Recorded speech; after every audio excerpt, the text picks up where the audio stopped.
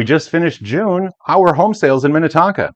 We'll start with the big picture. It's a great place to start, right? The big picture, the 10,000 foot view. First thing I want to mention is that there was 105 brand new listings, not new construction, but new listings in Minnetonka for the month. And that's really good. That was about the same as we had a year ago in June of 2024. Okay. And why this is good is because we've been pacing behind 2024 considerably. Minnetonka had 15, 20, 25% less listings all for many, many months this last year. So it's good to see a healthy amount of listings go on the market. Now, when we look at activity for closings in Minnetonka, that 105 is about the same as it was a year ago for June of 2024.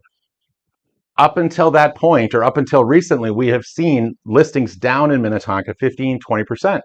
And overall, that has really affected things. But I wanted to mention that this is a very good statistic, almost back to what it was, let's say pre-2022 rate spike levels. But that's really good. But here's another good thing. 81 homes closed in the city of Minnetonka in the month of June alone. That's a healthy number. Quick question for you. Are you curious about the value of your home? If you are, I have just the thing for you. Just scroll down below where you're watching the video right now, and then where you'll see free market value report. And you click on that link right there next to it, and it will go to this website, which is my website. You'll type in your address, and then you'll push that green button. It will ask you for your email address, and then it will send you an email, and it will be an automated valuation of your home. The only other person who knows that you did it is me, and I'll keep it quiet. I will send you a thank you, however, but other than that, no one else will know. What is the sales speed in Minnetonka? So the sales speed, we usually call that days on market. So it's kind of like the speed limit. No, that'd be kind of funny, right? Speed of sales, okay? So the speed of sales is this days of the market because it's how many days on the median it took for a home to sell, okay? Now, this is interesting. 7, that's how long it took last month. That's crazy low, 7 days. So now, and that's post pending or pending. So there was either no inspection or the inspection's been satisfied. 7 days. That's very, very impressive. Now, when we look at townhomes and condos, because this is existing, but it's single family, okay? I wanted to differentiate this 17 days. So in Minnetonka, townhomes and condos took 17 days for that median number, the sale. So to put this in perspective, half of all houses sold in 7 days or under, and half of all the other houses sold in more than 7 days on the median.